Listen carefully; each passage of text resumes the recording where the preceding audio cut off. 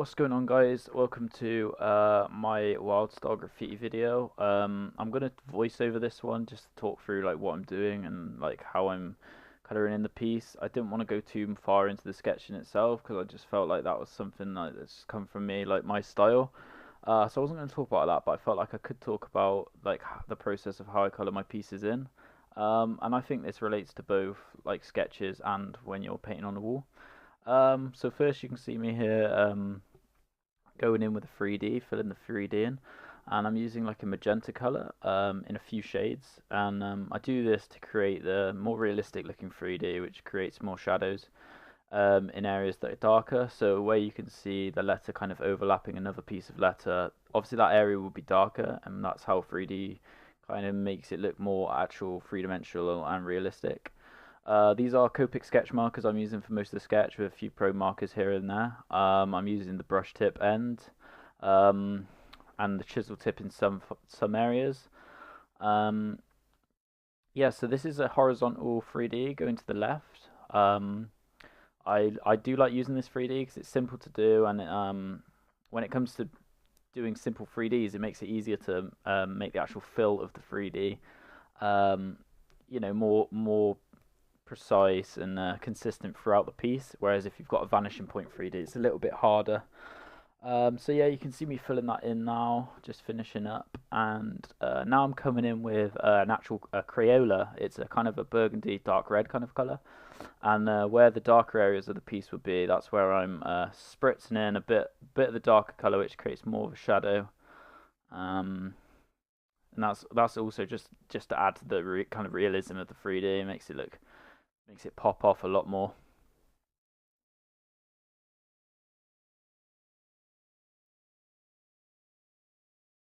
Just finishing up there. This piece is actually sped up about 30 times. This was a few hours on this piece, at least. Here I am going in with a fine liner. I'm just outlining the piece, outlining the 3D. I started off with a fine liner, but found like it was very time consuming. So I felt like I could get a quicker and similar result just from a straight black marker. So I'll go in with that in a second. Yeah, I'm kind of like going with like an overlapping style. So there are some areas where the black will overlap, as you can see, like top of the S, and the like little crossover extension things that I do. Here you can see me using a micron, just a black fine tip. That one outlines a lot quicker because you're not going to do multiple strokes to thicken up the lines.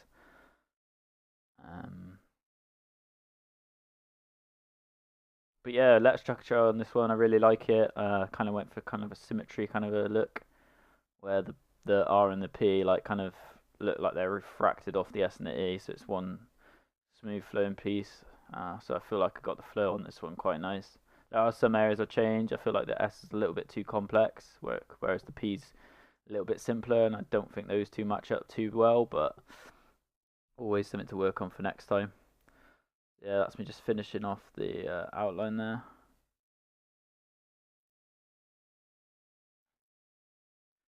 Next thing you can see me doing is going back in with the fine liner again, and this is just to sharpen up pieces where lines meet. So where there'd be a point, obviously the thicker marker wouldn't get that as refined, but you can go back in with the fine liner and sharpen things up. Next you can see me using the Micron black marker again, and I'm doing a stroke outline. This is basically an outline that would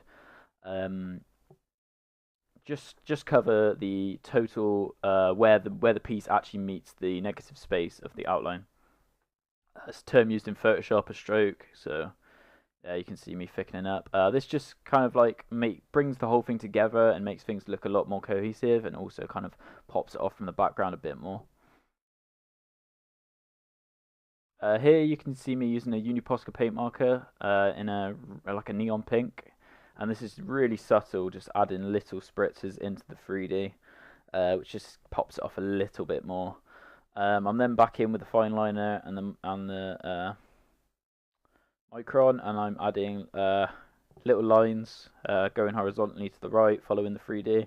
This makes the 3D look a little bit more obvious of which way it's going, and I feel like it adds a bit more depth to the piece at least.